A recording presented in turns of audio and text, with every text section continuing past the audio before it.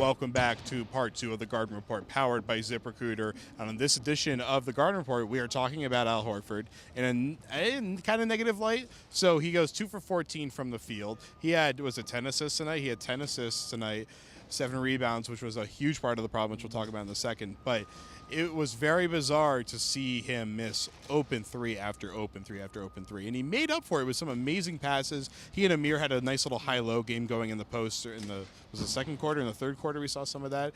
But Horford was not himself tonight. No, and in a sense, I think his jumper has been off all year. He talked after the game about how this is just one game, how he'll get in the gym tomorrow and work on it.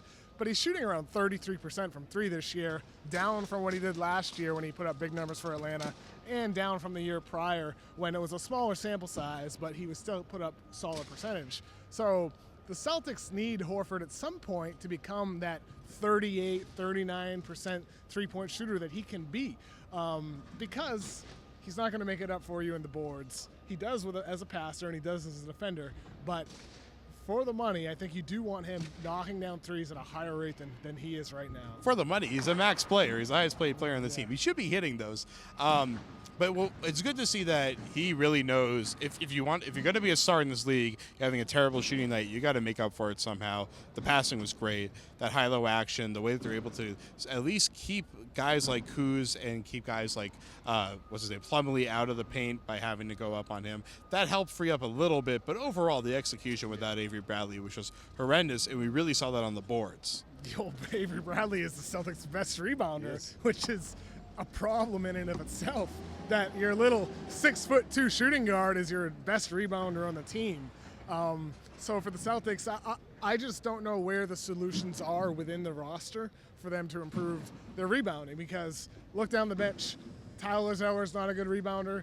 Jordan Mickey, as long as he is and as good of a shot blocker he can be, he has never been a good rebounder even at the college level. So they don't have solutions from within to win matchups where they're just getting murdered on the boards like they were tonight. They're not good. They have no positional rebounders really at all, except for maybe Bradley, Smart, and Horford sometimes, so not that much. And then they don't win. Only their guards can win the aerial battles. It seems like Rozier might be the best aerial rebounder on the roster. And by the way, they had a negative 24 rebounding differential, which was the most in 2 years for this team. And in last season, it felt like they had that every single night, but this was the worst one. Up against a team missing Porzingis and Noah, that's a very low blow. Very bad. Not very good. And let's just touch on Amir Johnson, who had a very weird night where he was efficient offensively. He had some really nice stops at the rim, which he does most games, but he cannot man the pivot right now. He is letting I think it was Plumlee had like 2 or 3 straight dunks on Amir Johnson rotations in the first quarter. I mean, it was some of the worst interior defense we've seen out of Amir. So with Amir Johnson, what the guy he was in Toronto, just this high energy player who could fly around and switch and defend the perimeter and block shots inside, that Amir Johnson doesn't exist anymore. He's not the same guy he used to be, even though I think he's only around 29 years old. His ankles are like 40 right now. He came out of high school and has a lot of miles on those ankles after playing a lot of great years in Detroit and Toronto.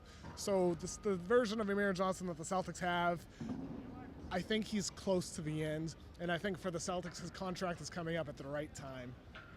Well, this show is coming up at the right time. So for Kevin O'Connor, for Jeremy Karpf behind the camera, I am Jared Weiss. The show is brought to you by ZipRecruiter. So go to ZipRecruiter.com/sportsfans or sportsfan.